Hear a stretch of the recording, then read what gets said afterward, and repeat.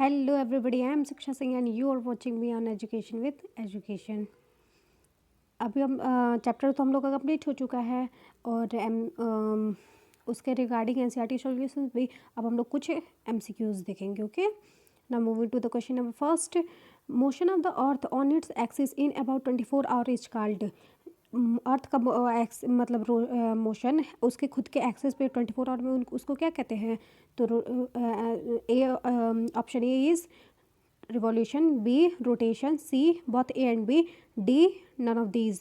So the answer will be B rotation. Now moving to the question number second, motion of the earth around the sun is known as, मतलब कि अर्थ का motion जो है सन के around क्या उसको कहेंगे? A revolution, B rotation, C both A and B and D none of these. So the answer will be A revolution. Now moving to the question number 3, what is orbital plane? A plane formed by the axis, B plane formed by the orbit, C both A and B and D none of these. So the answer will be B plane formed by the orbit. और हाँ बच्चों, एक और important instruction, अगर आप लोगों को मेरे बताने से पहले ही अगर आपके माइंड में स्ट्राइक कर गया हो उसका आंसर, तो आप लोग कमेंट बॉक्स में सबसे पहले कमेंट कर दे 1 2 3 4 ऐसे नंबरिंग करके, और फिर इससे आप लोग अपना प्रिपरेशन भी देख लेंगे और फिर हाथों ही हाथ एमसीक्यूज भी सारे कंप्लीट हो जाएंगे। Okay, now moving to the question number 4, which one of the following is the source of the light on the earth? A the moon, B the sun, C the satellite, D the space. So the answer will be B the sun. Now moving to the question number 5th, the circle that divide the globe into day and night is called A circle of darkness, B circle of day and light, C circle of illumination and D none of these. So the answer will be C circle of illumination. Okay, now moving to the question number 6, the period of one rotation of the earth is known as A the sun day, B the moon day, C the earth day, D none of these. So the answer will be C the earth day. Now moving to the question number 7, what would happen if the earth did not rotate?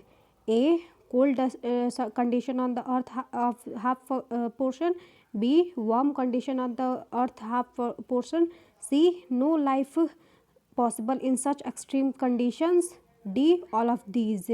So the answer will be D all of these.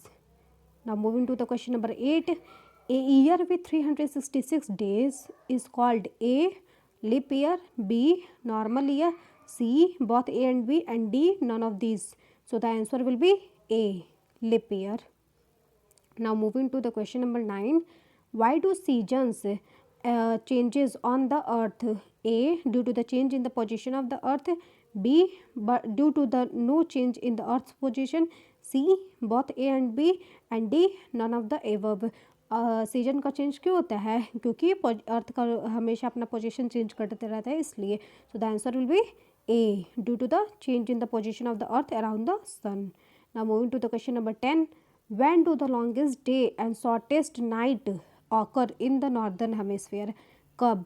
तो ये कब होता है? जब summer solstice होता है, और summer solstice northern hemisphere में कब पॉसिबल होता है?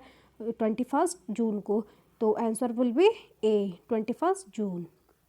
Now moving to the question number 11, in which season Christmas is celebrated in Australia?